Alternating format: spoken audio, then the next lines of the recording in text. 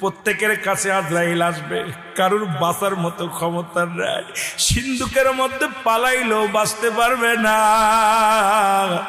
এরে গাছতলা বসে থাকলেও বাঁচতে পারবে না, 10 তলায় থাকলে বাঁচতে পারবি না। এরে মুসলমান, পালানোর মতো কোনো জায়গা নাই। পৃথিবীর যে প্রান্তে থাকো গো,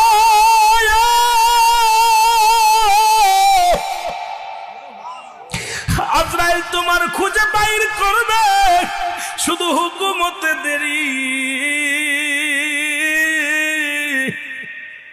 হায় রে মত, এই দুনিয়ার মধ্যে পড়ে থাকবি, এই দুনিয়ার বালাখানা, টাকা পয়সা, ধন দৌলত, বাড়ি গাড়ি কোথায় দিয়া যাবি? কার জন্য সুদ খাও, কার জন্য ঘুষ খাও, কার জন্য জিনাবে বিচার করো?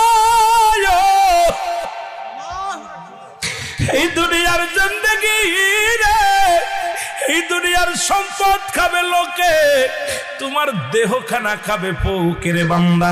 আজকে কত না সুদ খাইলা, ঘুষ খাইলা সংসারের জন্য, মেয়েকে সুখী রাখার জন্য, বিবিকে সুখে রাখার জন্য, ভাই বন্ধুকে সুখে রাখার জন্য, কত অন্যায় পথে পা বাড়াইলা, বাঁচা সম্ভব না, বাঁচা সম্ভব নয়। কিয়ামতের আগে 70টা মত আলামত। কয়টা আলামত? 70টার মধ্যে অধিকাংশ হয়ে গেছে।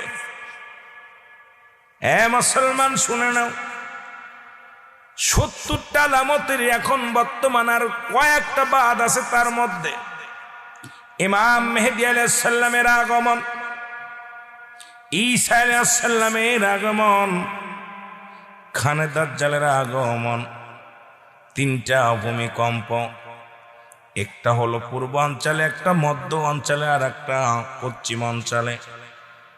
এ মুসলমান শুনে নাও, ইজিদ মজুতের আগমন।